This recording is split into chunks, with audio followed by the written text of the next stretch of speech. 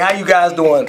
Welcome back to another show, Each One Teach One. This is Ulon.Life. My name is Esan, the host. We have my beautiful co-host in the house, Cynthia. All right, and tonight we have two special guests. These are I guess you could say my road dogs. These are my guys. You know, we out in the trenches. We've been doing this for a very long time, and I think both of these gentlemen have something very important to say tonight because both of these guys are running for seats, and I'd like to introduce each one. The first one we're gonna introduce is my boy Jedediah. How you doing, Jedediah? Man, welcome to the show, brother. And then my boy Lamont in the house. Man, my boy Lamont. All right. How you doing? So listen up. We're gonna dive right into it, guys. You guys can call on in 312-738-1060. That is our live line. You guys can ask questions. We know that we get calls from all over, you know, saying America, but we want to focus on Illinois tonight, okay? So if you guys want to call on in, the number is 312-738-1060. So, Jedediah, Lamont. Yeah. Let's get a little serious real quick because I know there's been a lot going on, you know what I'm saying, with we've been following you guys with the brothers that, you know what I'm saying, that went off, you know what I'm saying, into the river, and we're praying for the families and stuff, as well as the young woman who's still missing. You know what I'm saying? And her father's been on, you know, the rampage trying to find out as much as he can. So, let's start with the young man first. And then we're going to get into the political scene too as well. Because it's very important we let everybody know at home that you guys are running. You know what I'm saying? And what ward you're in. And exactly everything that's, you know, what your ideologies are and how you feel about Chicago as a whole. Okay? And of course, my co-host is going to be drilling you guys too. You know what I'm saying? So, Jedediah, Lamont, what's going on real quick? Because we're going to touch base with a lot of things. We're also going to take some callers. What was going on with the incident with the young men? Fill those people in Illinois that someone may be under a rock, might not know what's going on. Let them know. If I may start, I'm going to say this. Both of us are running for elected office, and it's really time for us to focus on these campaigns, but we really understand that it's important that we actually still show up in the middle of people's pain and things that they're dealing with. And so the first thing that I want to say is that this takes away all of the excuses of candidates who don't show up while they're trying to get our votes but not show up in our processes and our pains. And so we had, and you know, we all saw it at the same time that there was a vehicle that drove into the Cowsack River.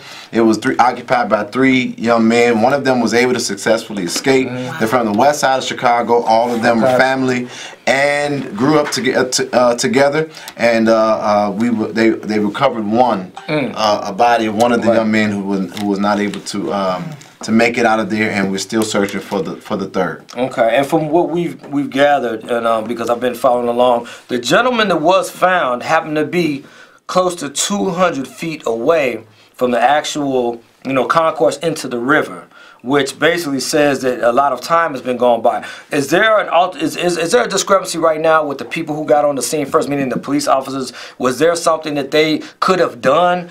Could they have acted faster? Like what? How was your feeling toward the initial first responders on the scene? Well, I mean, so, you know, you got to be cognizant when you're like running for political office because you want to be able to move the police department in this right direction, even though the mayor controls it. The aldermen should be holding them accountable. But I'm just going to speak on my own personal experience being out there, and I've been on many scenes in 16, 17 years of advocacy, and I just really do not feel like the Chicago Police Department was genuinely looking for these young men, and I do not feel like their response was sensitive or empathetic to this family, to all of these families while they was going through this very tough crisis. So how many families were involved? It was 3 young men. Were any of them related, or was it 3 separate families? It was 3. Well, they grew up they grew up together. Okay. They related by growing up together, from what I understand. Very close. So basically, if you looked at who responded, that was a family of the west side of Chicago. Our young people coming from the west side. Okay, great. Now switching gears a little bit. Being that you're running, first of all, what ward is Jedediah Brown running for? I'm running for alderman of the 7th Ward of Chicago. Okay, so it's alderman of the 7th Ward. And what area does that cover as of now? So that's going to be just kind of, if I box it, even though the wards are gerrymandered because the incumbents have messed up these maps in their favor. But if I just kind of, if I box it up, I'll just say it goes from 71st at a point and it can go as far as 107th. And then it goes from the lakefront as far as Blackstone. Okay, so Blackstone as far as east-wise. pretty big area. Now, in some of your viewpoints, because you've been an advocate, you've been an activist.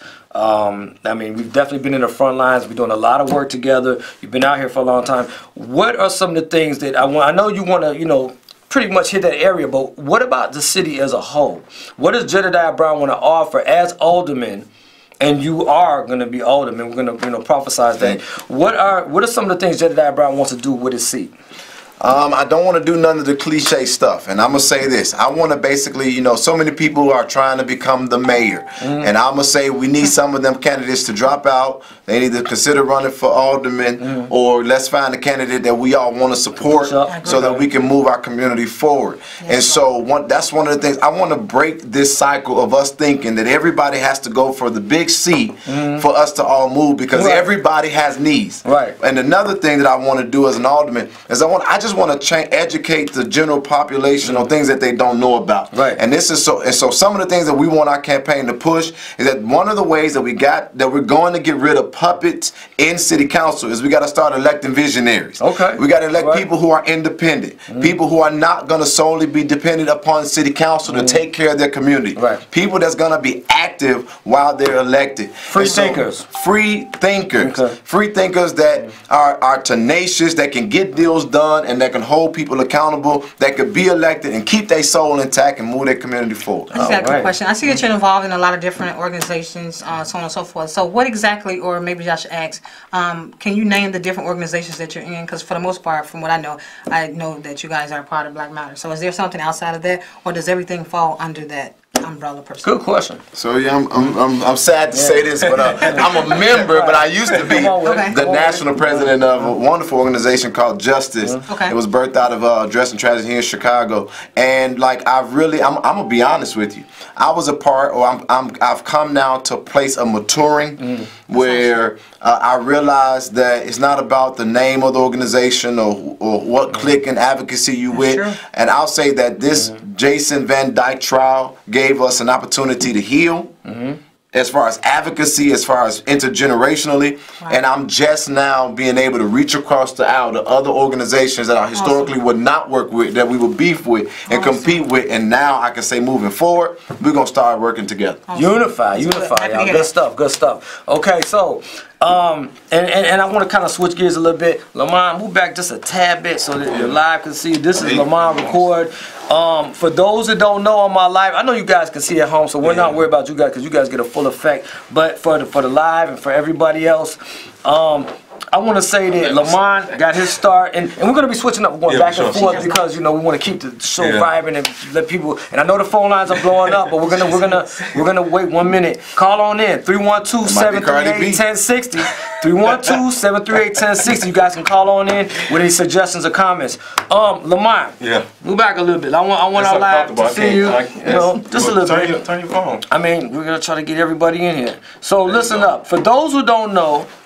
You know what I'm saying? For those who don't know, Lamont pretty hit the national accord when he had the standoff, you know what I'm saying, with the police officer. For those that don't remember, there was a standoff. It put him in national attention, and he's been the springboard. He was a springboard before then. See, people don't know that. I've been following my young brother, you know what I'm saying? We were doing all kind of stuff before then, but after that, he really springboarded. These two got together, and these two have been inseparable brothers. Political, they may not see eye to eye on everything, but the brotherhood is really connected, and they stay, and that's a thing that we need more of in Chicago. Please take a lesson to that though we may differ in our ideologies about how we do stuff, like me and T.O., you know what I'm saying? But we still get there as brethren, okay? I love you, T.O., wherever you are, my man, you know what I'm saying? But, I mean, really though, we're out here, and I think that's the biggest thing of being an advocate for Chicago. We might not always agree, but we all have the same accord because we're all trying to get unification. We're all trying to get some progress within our community, and I really appreciate these two.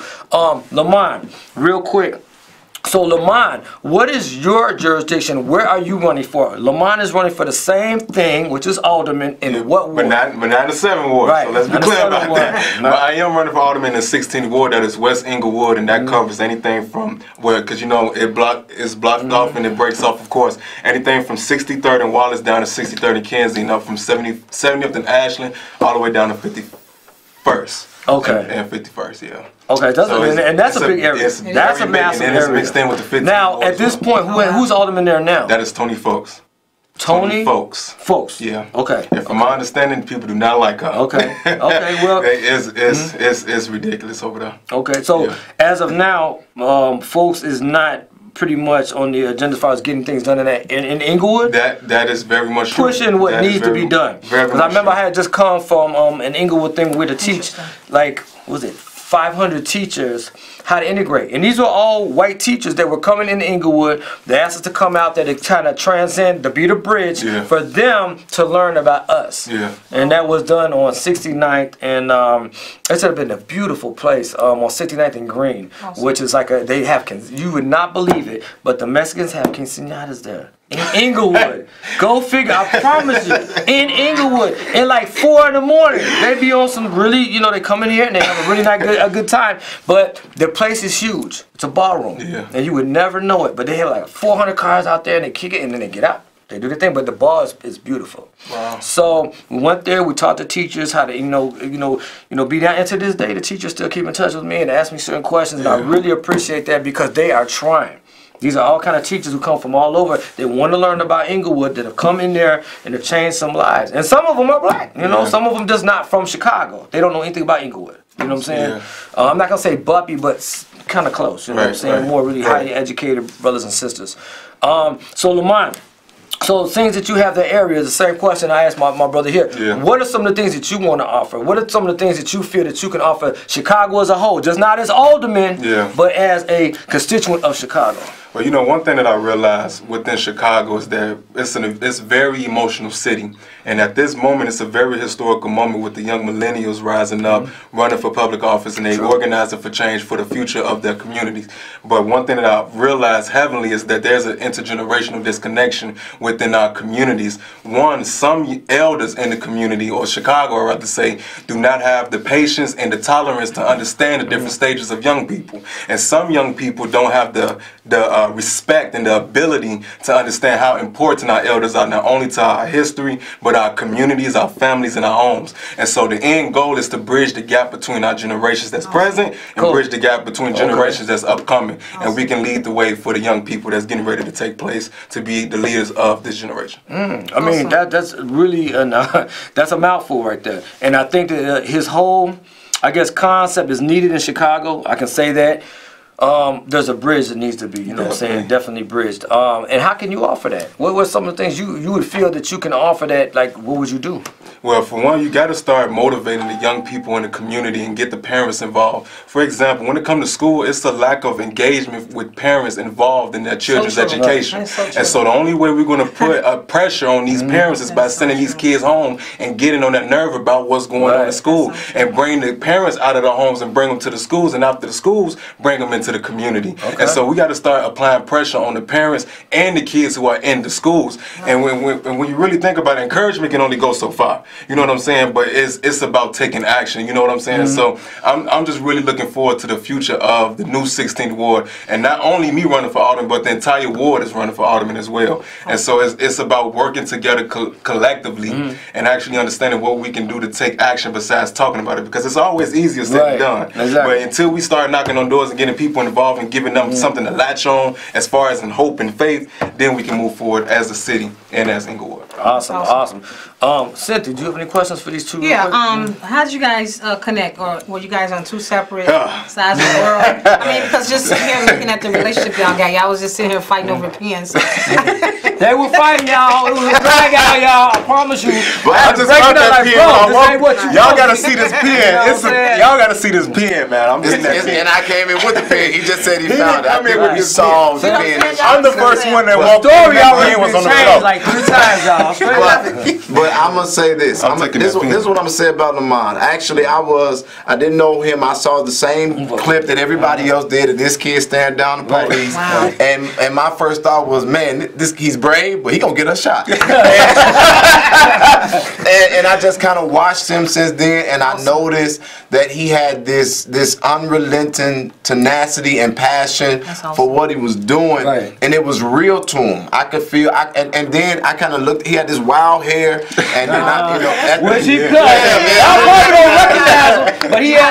little fro, you know what I'm saying? He was a little wild out there. Yeah. He was stopping cars like this brother right here. Let me tell you something real quick. I ain't trying to interject, but I remember Lamont first coming up. I remember him, and I had my kids with me, right? Yeah. And my kids was like, Dad, look at him. You know what I'm saying? He would get out there and stop cars like, yo, we doing this? Well, hold on. And he would literally get mad because, you know, he was like to stop the cars and really demand justice. You know what I'm saying? Yeah. And so it was a passion.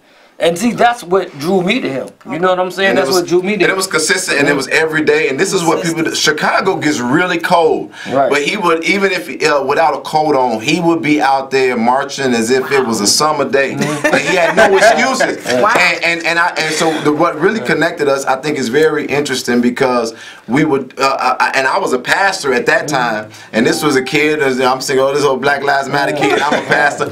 And now we're Black Lives Matter. And I did this. That was my perception. Anyway, long story short, somehow or another, because at that time I had a car, I had my truck, and then he gave him a ride home after we were doing a protest, and I had on worship music, and he was worshiping God. When there was no conversation, it was just him worshiping God. All right. And I connected to him because he had he had a love for God just as much as he had a love for justice. Right. And then I would, we would ride and get to know each other through worshiping God. Our brotherhood legitimately came by worshiping God. That's gospel music. Right. That's awesome. Literally.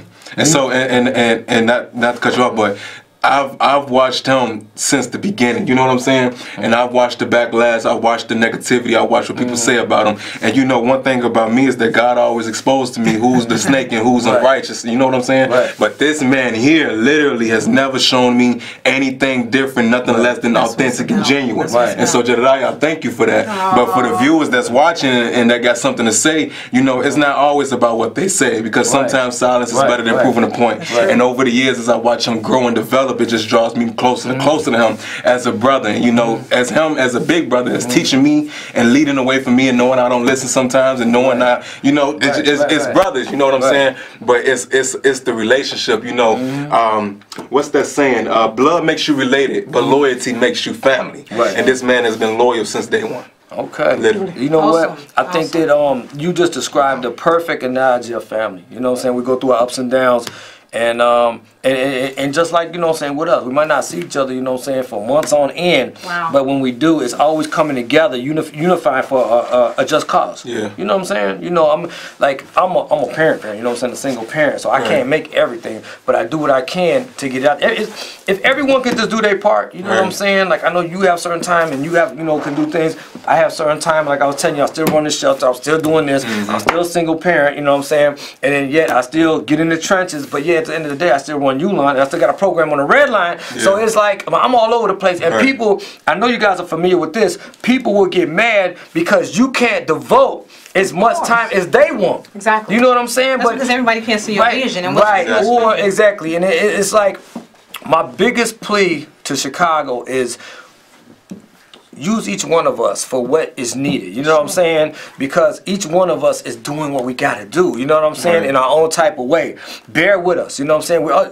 just human. You know what I'm saying? Like at the end of the day, we take our Superman capes off. You know what I'm saying? And put it to the side. We're still men. You know, we're still men. We're men.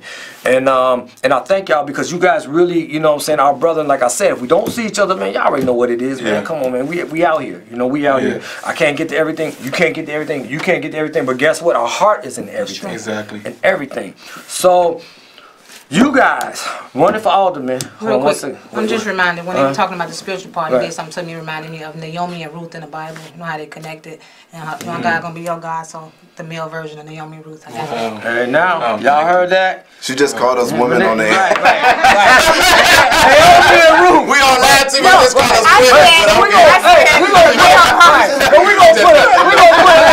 we gonna put a G behind that, all right? Naomi G and Ruth G. Now look, hey, it's all good. It's no pun intended, man. But that's true though, because it's still family. You guys, you know, been through ups and downs, and I've watched you along the way. I watch your lives. I see you guys, even when you don't think I do, I do.